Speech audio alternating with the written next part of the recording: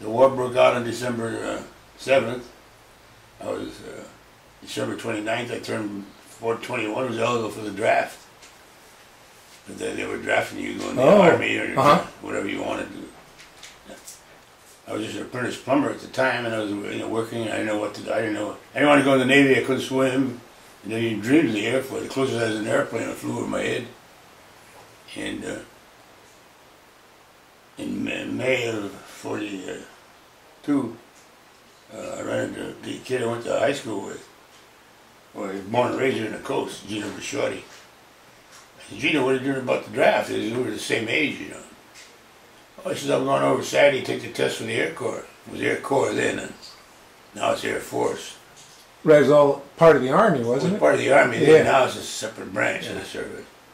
So I'm going to the University of California Saturday to take the test. So I took it 90 days ago and I flunked it. You have to wait 90 days to take it over again. I said, oh, I says, geez, can I go with you? Yeah, okay. He said, I'll pick you up. You know. He picked me up Saturday morning, went over, took the test, I passed, he flunked again. And they told me to come back the next day, Sunday, to take the physical exam. So I went over by myself and took the test and passed it, and I was sworn into the Air Corps.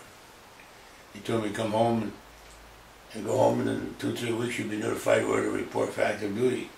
So I came home, and Monday I was working in River City as a plumber, apprentice plumber. Went there and I told him I quit my job. I was, 2 weeks I was going to be gone. I sold my car, and I got everything all ready to go into service. She didn't even call from May till October. I finally went up and signed up. I drew unemployment, and then I used to go up there every morning. What I forget now. That's a long time ago. Yeah, it goes. And this one time I didn't go, and I ran into the guy who was running the office. He said, "What are you doing here?" I said, "I'm drawing unemployment. I'll come about it." "Oh, you can't do that." And he kicked me out. I said, "Oh, fuck you too." And then I got called, and said there was a train coming down from Washington, Oregon, picking up guys like me to take us all to Texas. Wow, just loaded up a train with everybody. And me over at the train station in Oakland or Berkeley, I forget over there. And you get on and away we go. So somebody took me over there from my father, somebody. And what did your father think of all this? Was he shocked? No, I had to go to something, Yeah. They didn't care where I went. And so we went to Texas and Kelly Field.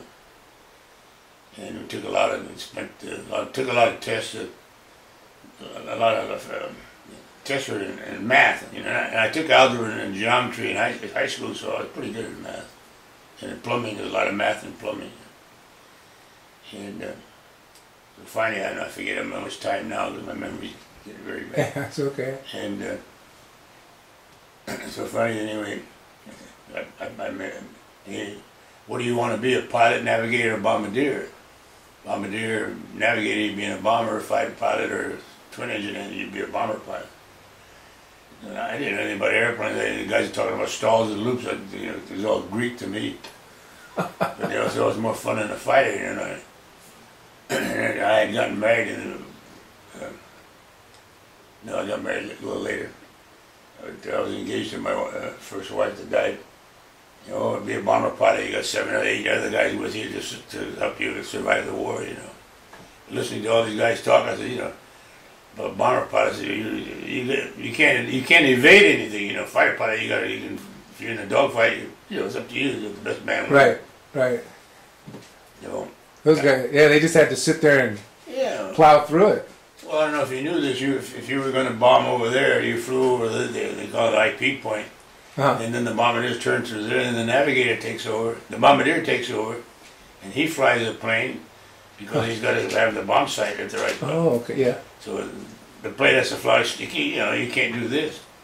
Well, as soon as the Germans, after a while, got wise, they throw what they call box flak. They throw up exploding 88s. Yeah. And you had to fly right through it. Imagine, And anyway, finally the time come, and then a guy, and he did a lot of studying there and stuff like that. I finally got called, and that I would go to primary for a single engine fighter. Well, everybody was single engine in primary. So this was all in Texas. I went down to San Antonio, Texas, and then I went up to south of Dallas, of course, Canada, Texas. I took primary there. And you had to solo between 8 and 12 hours. Couldn't do it before 8 hours, and after 12, then if you didn't solo, you go back as a pilot, navigator, bombardier. So anyway, I soloed in 8.5 hours. You fly a real airplane, a little primary airplane. The primary, oh, okay. So they were. It was a PT-19, it was the number of it. You go up with an instructor line, you go from the main field, like SFO, to an auxiliary field, they have from Must Beach Airport. Practice landing, because you had to solo. And every day you get up, take off, and then you land, and you go around, come around, take off. When he came around, and all of a sudden he pulls over and he starts to climb out of the airplane. I go, oh, fuck, I got a solo now, am I going to make it, you don't know, And he'd take off once, come around, pick me up. So I took off, come around and landed, and I made it. I came back, picked him up, I came back to base. I did it in 8.5 hours. Some guys that wash out, especially guys who did a little flying and really wanted to be a pilot. If I didn't make it, I didn't make it, I just figured, hey, I don't know. And so you got done with your solo, but there were guys who even had a little experience and didn't make it? Well, they developed bad habits. And the Air Corps wanted you to fly the way they taught you to fly. Oh. The correct way. That's the way they explained it to you. If you didn't do it the way they wanted you to fly, they'd wash you out. Then you go back as a pilot, or navigator, or bombardier. One or the other. Huh. So I made it anyway, and spent 2 months in two schools, primary, basic, and advanced. So finished primary, this was down in San Antonio, Texas. Across Canada, Texas, we flew Dallas. Then we went to Parents Field above Dallas for basic training. A little bigger airplane, bigger engine. And were you flying the P-47 yet? No. Oh. Still training. Still training, playing BT-13.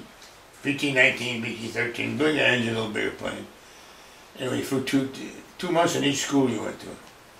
And that's when I got married in basic. My wife came down from here with her mother and grandmother, and we got married down there. And then when you get done with basic, you put down whether you want to be a single-engine fighter pilot or a twin-engine pilot. My wife and my mother, be a bomber pilot. You got 8 guys on the plane to help you, shoot down planes. But everybody's don't be a bomber pilot, telling me about this, how you. Right. So I said, yeah, I'll be a bomber pilot. I put out on it. And then the instructor, because he puts down what he thinks you're best suited. And his choice is going to be the final result. So anyway, I qualified to go to single-engine advanced training, which is a bigger AT-6. And we went down to southern Texas, right down the border of the Gulf. In August, and hot. Oh, humid. Oh, Christ. Hellhole of Texas. Especially after growing up here. And then the AT-6 was almost like a little fighter plane, a little only smaller engine. And you do a lot of flying, you keep flying, and you went from there. And this plane you had gunnery, and you went to ground training, and then took it down to an island in the Gulf, and we stayed there for a week, and then flying at a target, being towed by planes and stuff like that. And then just before you graduate, I guess they were there 2 months, 1 month lower class, 1 month upper class. The upper class and lower didn't make any difference, just guys. So many guys go out, so many guys come in, you move up to upper class. And, oh God, you gotta excuse me because my memory is bad. So then, no problem. And then you had to fly the P-40. I don't know if you ever heard of the P-40. Yeah. The Flying Tigers used it. Had a picture of a tiger. Once I got it in the book.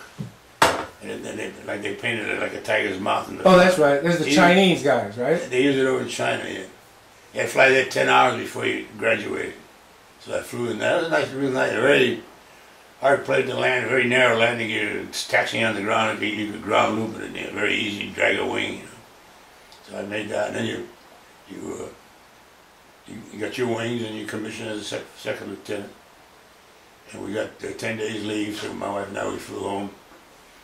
And then we went from there. Well, she stayed out there with you. Yeah, they came down, got married, mother and father. No, she came home, then she came back down when I went to advance. And then, I don't know what I was going to say. So now, yeah. I came home, 10-day leave, and then we went to Springfield, Massachusetts. Yeah, and then that's east of Boston to learn to fly the P-47. And all those guys that I trained with, there they are right there, 27. Wow.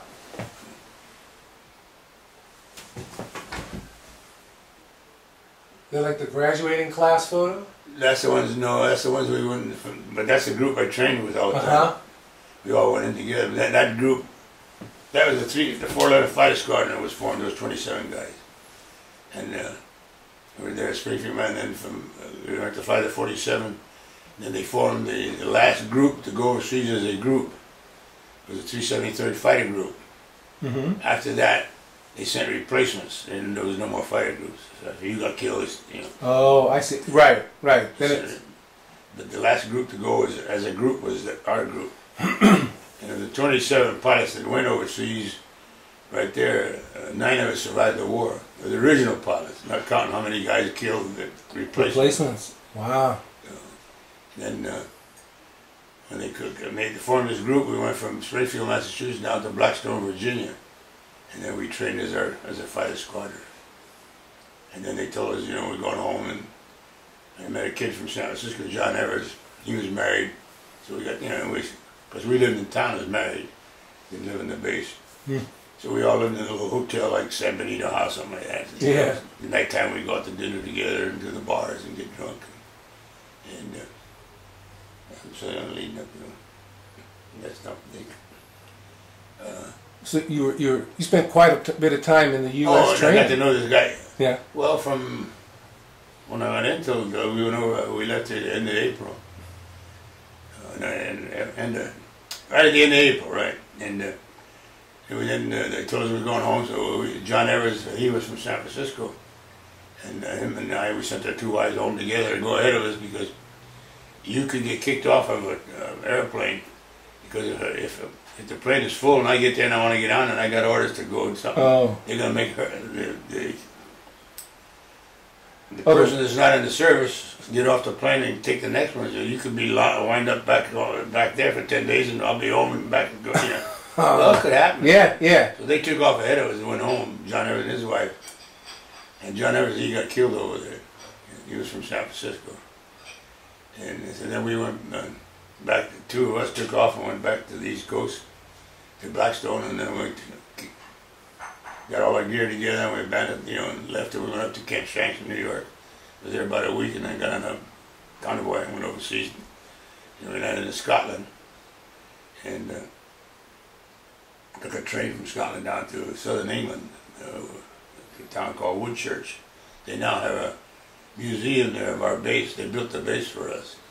Oh, big aerodrome, airfield. An airfield, yeah. Yeah. They built a field for us, and we lived in tents there. And then we flew out of there, did some escort missions of the 2-engine bombers until we get accommodate what was going on. And so let me just ask though, when they trained you to fly the P-47, how did they? I mean, they must have trained you to how to fight in it. Well, you got to do the flying that nobody can teach. But they, you know, what was it like? Teaching you evasive maneuver. Well, you do that in acrobatics, so that's what that is. Actually, acrobatic. You know, he gets behind you, you do this and that, trying to get away from him if he's on your tail, or you're chasing him, you're trying to do the same thing. So then. So you get over there and you're in. And there, like I said, now there's a museum there, and the guy from England is in charge of it. A guy named Boxer got a hold of me through the Thunderbolt Pilot Association. Somebody wrote there, and the guy's name is John Rutherford. He's died since now. He came in our group, squadron as in his replacement, and he was part of the association back in New York, kind of a president. So he ran it, you know. Huh. So he told Boxer to get a hold of me that I was one of the original pilots. There was only 9 of us left. Like now, we're all the 9 that survived the war. I'm the only one living because we're all up 90 or older. They're all gone. So he asked me to write him a letter about my stay in England, blah blah. So I did. I wrote a letter that's in the museum, and you know Beverly Ashcraft. Beverly Ashcraft. Oh, town. Yeah. her son's wife and some relatives went back to England, and they come to see me, and they went to my base. And they saw Mr. Boxer and talked to him about So anyway, then the invasion came, and the invasion was supposed to be June the 5th, and we were told the day before we're going on this, we're going to do a beachhead cover, 2 hours, 2 missions on each day on June the 6th, or June the 5th then. So I said, I figured this is really going to be a battle. We'll probably die this day, It turned out I never saw it. It was the easiest mission that I flew. We flew from the Cherbourg Peninsula back and forth for 2 hours. Went back to base and came back in the afternoon for the second mission.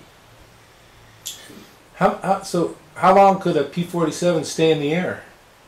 Well, over 4 hours, because you with gas in your tanks, and then you carried auxiliary tanks on the outside. And they were made out of metal, so you couldn't drop them. But if you got in a dogfight, they're a drag on you. And then the English invented one made out of cardboard. They said paper cardboard. So when you ran out of gas, you took off in the regular gas, and then you switched when you're airborne. You switched to external tanks, and use that up at the beginning. If you get a dogfight, you drop them because you don't want that. A lot of extra weight. Then the English invented this one out of cardboard that when you got out of gas, you press a button and the tanks would go away, and you didn't have them dragging. Didn't have to bring them back. So I remember one time we come back from a mission when they had to bring them back. Come around and come into the land like down the runway, and I was behind this guy coming around like that, and I just happened to be looking. I see the tank go up. This guy's, holy Christ, and hit a house. Still might have had some gas in it. If there was a fire going in the fireplace, it blew the house up, and nothing ever happened. I always remember that. It was just funny. So then we flew the 2 missions, and then on June the 5th, we were all ready to go, went to briefing and everything. At 4 o'clock in the morning, we were going to take off at dark, and then they postponed the mission because of bad weather. And the invasion was 1 day later, June the 6th. Oh, that's right. So then June the 6th, we took off and flew over, did our job back. We just fly back and forth, look on the channel and see all these battleships, and what we did? We watch over, they see the fire come out of their guns and the battleships, and then we look over to see where they would land. It was an easy mission to do, just fly back and forth. The weather was bad, foggy, a lot of fog, flying just under it. And then they fought right after, and then the invasion was going on, and a couple of weeks later they formed the, called it the 19th Tactical Air Command, and it was 3 groups. We were assigned to give Patton's army air cover for Patton. For Patton across France. Oh. So then we moved over to France, right on the channel, little town Besson or something like that, and we stayed there only a couple of weeks. Did you like take over a German airfield, or no? They set you up out in I remember one of the fields, they just took it down, they put tar paper down hot, And like the one in England, they call it Pierce plank runway, pieces of metal, I think about 4 feet wide, 12 feet long, and locked together, and had little holes all over it. And because I'll tell you, remind me about tell you about the field and getting up to it. And then we were to support Patton's army across France, strafe, dive bombs, he got tanks holding them up, going up, whatever. Yeah. So, and then Patton came to our base in England before we moved there to France. And I remember him with his leggings and his guns hanging out. We all went in. He was a fancy dresser. Huh? He was a fancy dresser. He came down to our hangar, and because the hangar was there where they worked on our airplanes. We were living in tents. Tell me about. I got a story to tell you about living in tents. And anyway, he told us, because he was down in Africa fighting the war down there. So, the Germans want to find out. Oh, he's really rough. What a fucking hell of a am, and blah blah blah blah blah blah. He said they're going to find out where the hell I'm at, because he knew we were going to be supporting him, So, other than that, just tell you. Oh, and while we were in England, living in tents, the toilets were coal buckets. You just put wood over them with, Yeah. And the English would come and haul them away, and they'd use it for fertilizer on their farmlands. Huh. And then we could, I don't know, 2-3 weeks ago, taking a shower, everybody was bitching like hell when take a shower, so they took us to a prisoner of war camp, Italian prisoners of war that were captured in Africa. They brought him to England to stay in the prisoner of war camp. So we went there, and of course in those days I could talk Italian because I was talking at home with my father, you know, all the time. So geez, I started talking to him Italian. They thought I was, you know. I said, you guys are lucky. The war is over for you guys, you know. I used to give them gum and candy, you know, and they thought I was the greatest guy in the world. And we moved over, like I said, we moved to France to support his army, and then when he took off across France, we used to fly in these missions, you know, where we go to Highway 1 and 92, and in the right-hand corner or northeast corner of the field, in the trees, there's some German tanks, and they're giving us a bad time. We go then dive bomb, strafe them, stuff like that. Or patrol a certain area if you saw vehicles in the road, strafe and dive bomb, you know. And I can tell you about a couple of missions if you want to hear. Sure, sure. And well, before we talk about the missions, you said something about the airfield, I guess the metal plates or something, and then you just back. Well, you couldn't if you come back and you had I think that's what was leading up to it. You know, about it. When we went on a mission, I'll lead up to that about the runway. Oh, okay. Jim Brock, he's in there. They're one of the original pilots, one of the first ones killed. We took off at 4 o'clock in the morning. We were going over to, so I forget what the mission was. And we flew down to we were about like Hayward to the Half Moon Bay from the channel. We took off in 4 in the morning, dark. My wingman didn't get off, or something wrong with his airplane. So, you know, it was Jim Brock, his wingman, and then me, and I didn't have anybody with me. So we're flying about halfway across the channel, and underneath the fall, but you know, a little over 2,000 feet. And flying an airplane, all of a sudden you just, I wasn't watching this, you're flying, you know, I'm this far away from him. Mm-hmm. In the dark, how can you see him? You gotta just be right up close to him. And, you know, I can sense we were diving, picking up speed, you know. And you can feel it there when you're diving. You're not sitting on a chair like there's all this weight. The plane is going away. Yeah, a little gravity. Gravity. And then Jim Buckhurst, and he calls Colonel Wheeler. He says, "Hello, Butcher Leader. This is Butcher Red Leader." He says, "Are you diving?" And Colonel Wheeler called back. He was leading the squadron. "No, I'm flying straight level at 2,200 feet."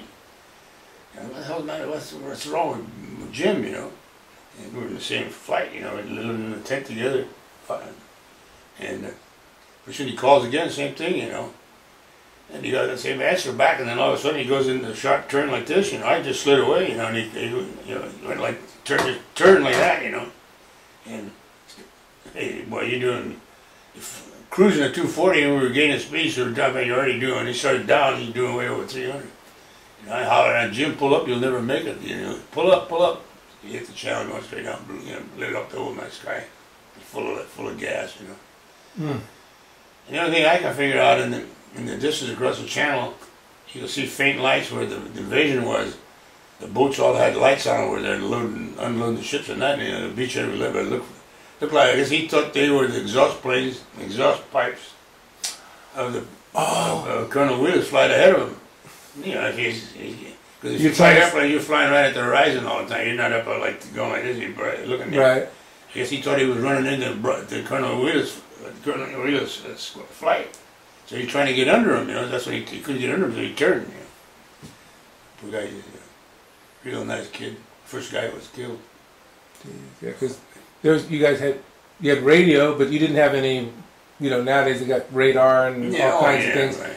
Yeah. You know, just plain eyesight. And the radio didn't be any good at who's next to you or anything. And then the mission we went on, still based in England. I'm telling you about the runway now. And Bruce Percival, his father was second in command of the naval forces in the English Channel. And his mother was in the WWII, his whole family was in the services. You know. And Bruce was a hell of a great pilot. You know. So we flew a lot of missions together. It was in the same flight all the time. So we took off. We were going down to, I forget what we were going to do in the mission. Oh, this is it. And to go to our mission, so we took off, went down to Sherbrooke. Bruce Percival, myself, Harry Downing, and another kid was his first mission, came in as a replacement. And I don't even know his name today because he got killed that first mission. So we're going down to knock out a gun battery that was giving our bombers a bad time. So we made a couple of passes, and I'm coming around, and I see this young kid just going down, firing on the ground, you know. Instead of pull away, you know, he went right and blew up, you know, dead. He made a couple more turns of shooting.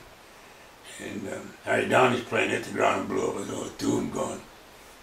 Pretty soon I had a big hole through my windshield on my cockpit right here, and I could see holes in my wing, you know.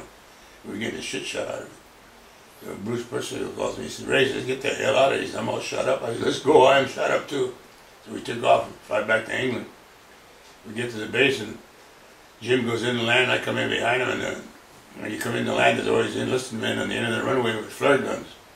If there's something wrong on the runway, somebody wrecked or couldn't get, you know. You fire a red flare, you do not land under any conditions when you're going around. So I come ready to get to the end of the runway.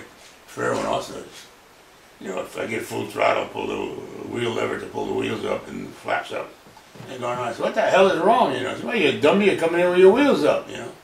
I said, "I had the lever in the up position, down position, I pulled in the up position. So where your wheels were up." So okay, I said, "I'll fly by the tower and I put the down." So I went around by the tower to put the lever in the down position.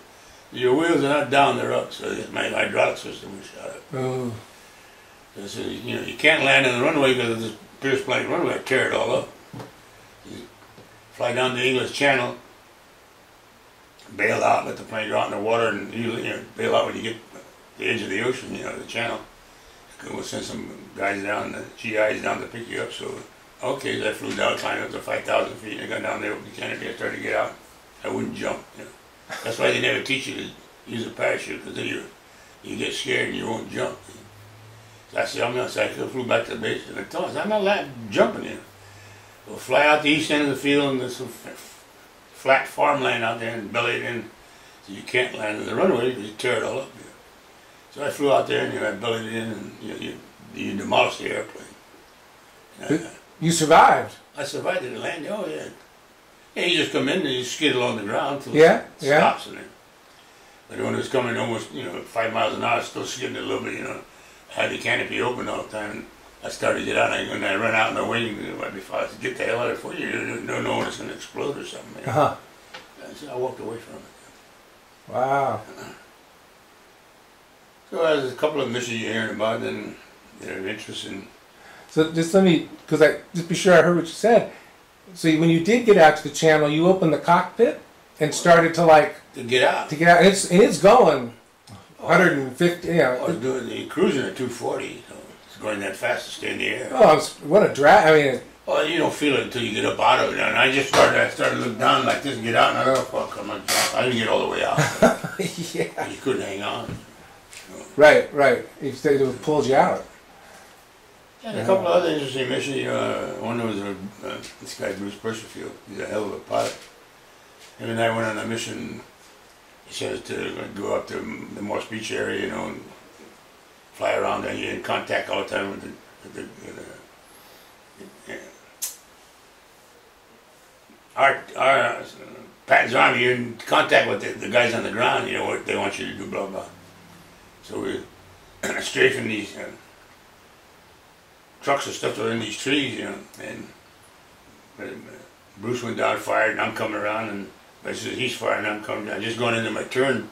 Bruce, of course, by that time he's pulling up, and he calls me over the air, "Ray, my stickers froze," you can't fly the airplane anymore. Well, to myself, I said it out loud, but I was just talking to myself. I didn't say it on the radio. I said, "What the fuck you want me to do? Your stick don't move. I can't come over there and help you, So I didn't go down and finish my strafing run. I caught up with him, and I said, "What do you want me to do?" I said, "How you flying the airplane?" "Well, I don't know if you know anything about airplane. On the wings, you got the things that make the flaps, and all that stuff. Well, on each wing, the flap is about that wide and 4 or 5 feet long, whatever it was. And if you go this way, it helps. It helps you push your wing down. Helps you. Oh, using the airflow. They call them trim tabs. Like if you're going into a dive, they pull out of the dive. They have the control for the same thing on the elevators in the back. Before you go into the dive, you're going to do it about 500 miles going straight down, so you need a lot of help to pull it out. You put the trim tab in that position, and then you hold it this way to keep it going down. Then when you get after you got the bomb, you pull it, and that air on this thing helps push the thing down to help you pull the plane up. So that's how he got the plane. The good thing he didn't go in the sharp turn you never had, because it doesn't control it that much. He got leveled off. I said, well, we were about, I don't know, half hour away from our base. I said, what do you want to do, you know? So you want to bail out? I don't know what to tell him to do. It's up to him. I said, we'll try to make the base, you know. So okay, I said, fly along on my wings, these things, and after we flew back, I called the airfield, and I told him that the guy coming in with a frozen stick, clear everybody away from the field, you know, because there wasn't nobody in his way, he can't maneuver that. And which way do we land, north, east or west, or whatever runway. They told me, so we came in that. I said, you go ahead and land, I'll come in behind you. So he went in, he landed, and I went around, I came in, I landed. Well, then he made it okay, and the crew chief down on the stickless to the floorboard, they got a canvas bag down there with a zipper on it. I guess when they were building the airplane, somebody dropped a bolt down there. I said, oh, fuck it, go see it, leave it there. Oh, this when he made a slight turn, the bolt fell between the cable that went off the stick down to without the controls in the wheel. He got jammed in there. Because he couldn't get down in there and get it out. Yeah. But I mean, if he'd have hit the ground and got killed, I would have said the Germans shot him down, you know, and he died because of this, you know. But he was a hell of a great pilot. And about his father being second in command, and then we moved from the coast, English Channel coast, down to St. James inland. Flew off of that. He gets a call from his father. He's come up on. They had taken over a chateau in the Cherbourg Peninsula for their headquarters of the Navy. Have a dinner with, you know. I said, bring some friends of yours. So he asked Colonel Woody, because once a month we used to get or whatever, every 3-4 weeks, we'd get like a day off, no flying unless it was an emergency. So yeah, so he took me and him and Sam Marshall and Scoble, and the four of us took off one day. We flew up there, landed on this base, and we were waiting for him. His father said, I'll send somebody to pick you up. Which the big limo pulls up, you know, and there was guys, 1-star general, 2-star, all waiting for somebody to pick him up, you know. And sure, Bruce says, I bet that's my father picking us up. So he goes over to the guy, you know, and yeah, come on, yeah. So we go in, and all these guys, who the hell are you? We were all second lieutenants then. You know. Who the hell are you second lieutenants again? A big limo to pick him up. It was really funny, we laughed about it. So we went over to the base or the chateau and had a nice dinner with him. You know, we talked and thing, then we flew back that night to today, I don't know, Bruce, I guess he's probably dead today. I lost contact with him. What else? So there was something back at the base you asked me to remind you about, like in the repair sheds, or so, tell me about the field, how it was built. There was something related to the hangars, or so when you came back from a trip and a flight, and you know it's all shot full of holes or something. Well, if you shut up that bag, that you're in the airplane. You know. So they were shipping them over on boats all the time. Oh yeah, yeah. And then, the first one we flew were canopies, you know, like that one over there. And the one right behind you is the newer ones, the bubble canopies. You're right there. Oh, okay. That was the newer models. I flew my planes with U-9B, and then I used to call her Lucky Susie. That's my first wife. Her nickname, I used to call her Susie. That's the one I crash landed. And the second one was U-9B, Lucky Susie 2. But that one I never did. I flew that a couple of times with mine. Something wrong with mine. I had to work on it. But you can see much better out of the one, the bubble canopy. This one, yeah. Oh, because there's not a back. Yeah, not a back. You could turn around and see the engine, everything was the same except the canopy. So they lowered the trim back here. Yeah, right, take it off. Right.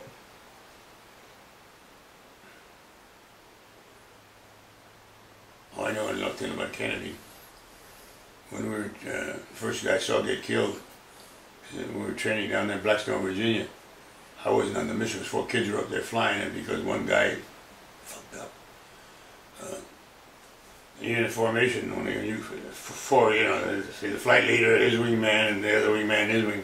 If you go to turn this way, you always go underneath, and I can see you up above me. You know, you never go over the top of it. You get over the top, you can't. So they were up in training command back in Virginia, and I don't know why they turned, but then they went into a turn, and I forget the kid's name, which one it was.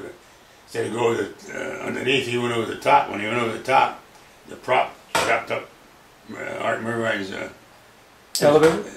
It hit the plane. Yeah. Right behind the canopy. Oh. The prop didn't kill him, but it chopped up. And the other two guys, of course, they got out of the way.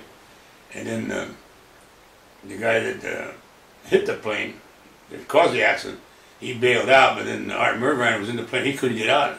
And the other two guys, they went into a flat spin, like, you know. The other two guys followed them down, you know. And they said they're trying to open the canopy, and they wouldn't open because the track was all chewed up. And his wife, Art Mervine, and his wife, we were good friends with us. We lived in the same hotel together. And then Colonel Whitterton, you know, I go home and tell his wife that Art's dead, you know. But wait till we find him. I'll call you at home and tell you, okay, dead or alive. You don't want to say they weren't positive who was, you know. So we went on, you know, and when I come in right away, he said, where's Art? You know, that's a little suspicious, you know. So I took up and went up in the room because they were there in the lobby waiting. I said, there was an accident, you know, and then we're waiting to find out who was in the accident and to tell you who. You know. So finally, Colonel Woodard called me and said, you know, yeah, it was Art dead, you know. So he says, Art, next day we went up to the base, and Art says, you're good friends with him. They lived in Pennsylvania. It was like overnight away from our base. You escort the body home, you know, and if you want, your wife can go with his wife and take her home, and then so they went home that night, and I wanted to come the next day with the body, and I stayed for the funeral and all that stuff. And I had to tell the mother and father what happened. It was sad, you know. That's the first guy that saw get killed in the service. It was nice of you to, you know, go back and be, yeah. Well, yeah, but you know, I come home and tell his wife, no, I mean for the parents. Yeah, you know, instead of some letter or something. And I stayed for the funeral, and then my wife and I came back home. You know, I was just part of the getting there to see the first man killed, you know, in the service. But in, you know, fighting the war, you know, like I say, you come around, you see some guy going down, you're strafing, and you concentrating on the target to hit it, and you're missing it, you know, because you can see the bullets hitting. You forget that you got to pull out, because when you pull the plane out, it doesn't just go like this, you know, it just does this, and it keeps going down, the gravity's pulling it down. You know, and then they're too late to hit the ground, it kills them, it blows up, you know. I see guys die that way. It's sad, you know. Die for nothing, stupid. It was a very interesting life. It was a great experience. I met a lot. What was really nice about it, all pilots were all the same age, you know, same age as me at the time, 22, 23, 24. Yeah.